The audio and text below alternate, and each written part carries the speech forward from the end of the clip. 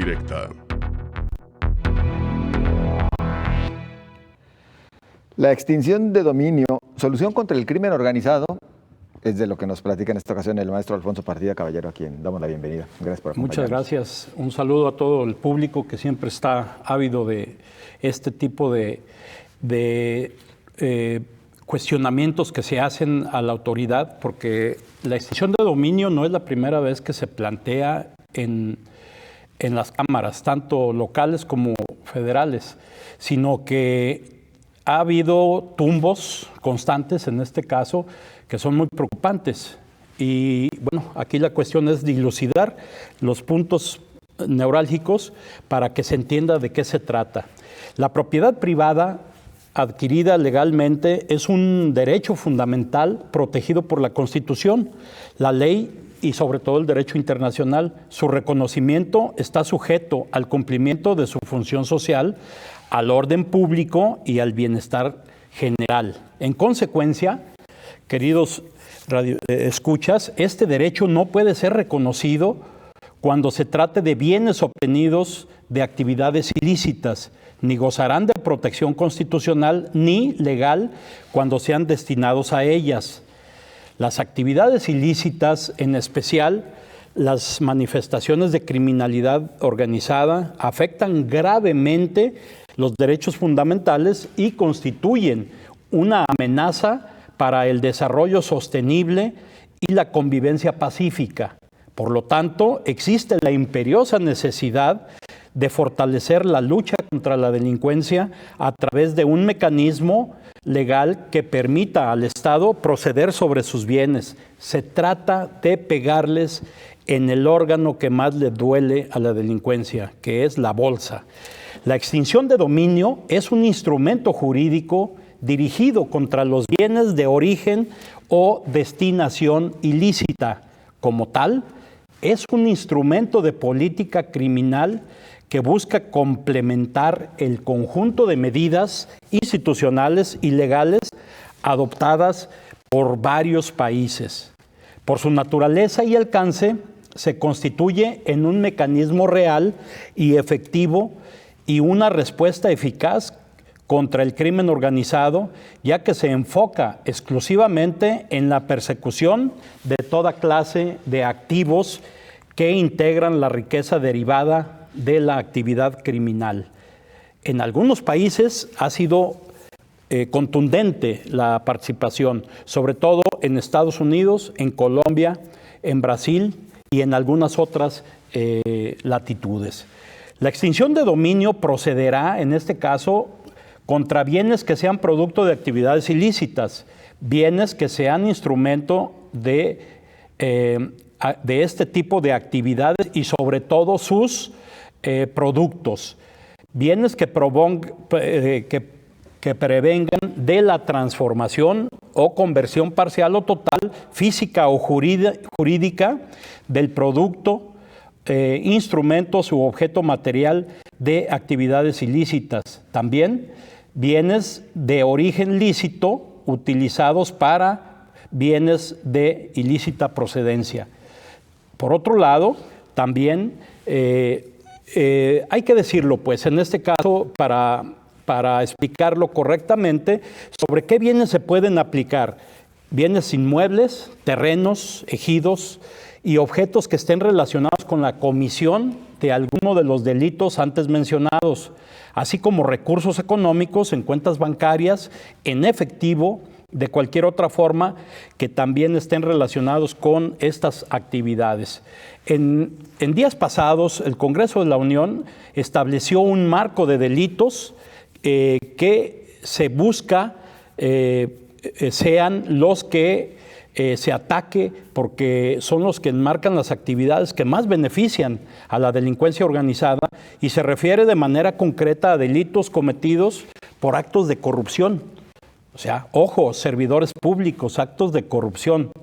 También está los delitos de robo de hidrocarburos, petrolíferos, petroquímicas, etcétera.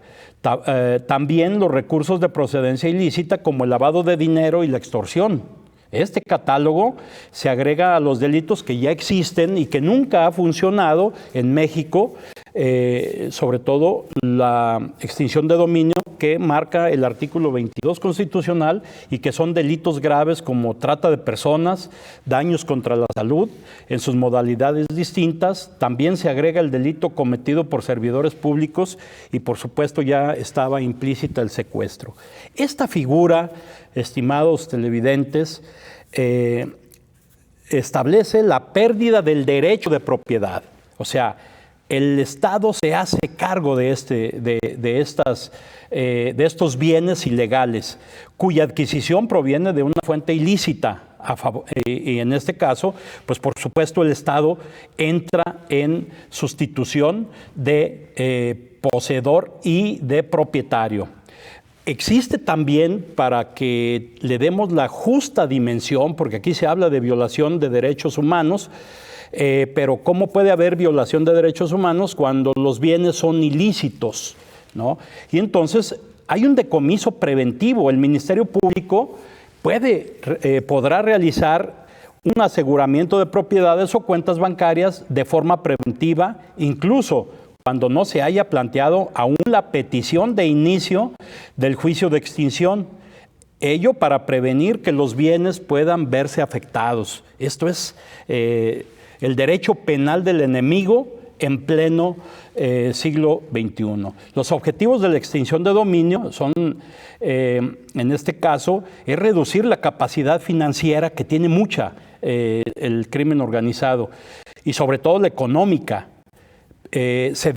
A todos estos grupos que se dedican al narcotráfico, al robo de hidrocarburos, entre muchos otros delitos. El destino de los bienes podrá ser reaprovechado por el propio Estado para servicios públicos o como auxilio en la aplicación de políticas públicas, y también podrán ser susceptibles de venta, subasta, donación, de conformidad con las leyes civiles aplicables. Hasta aquí mi comentario, y este debate apenas inicia. Y bien lo dice, apenas inicia. Pero siguen sin pegarles, ¿verdad? Siguen sin pegarles. En lo que les duele. Así es. Hasta ahorita, bueno, la unidad de inteligencia financiera están en eso. Ya hay personas imputadas en algunos casos importantes, y hay cerca de 200 investigaciones que están haciendo. Pero ojo, es la unidad de inteligencia financiera. No así toda la amalgama y la estructura que debe de ser el Ministerio Público, tanto del fuero común como del fuero federal. En este caso, Santiago Nieto ya nos ha dado a conocer algunos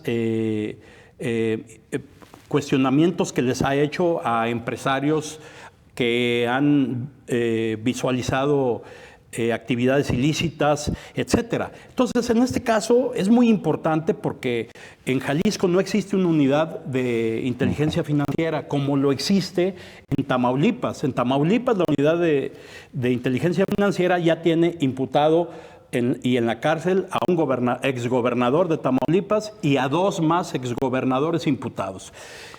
Amén de una serie, porque aquí también puede irse esta figura contra empresarios, puede irse contra políticos, puede irse contra las familias, ¿no? Porque ahí está el grave problema, es el desvío y el acomodo de estos activos en empresas para hacer el lavado de dinero, justamente.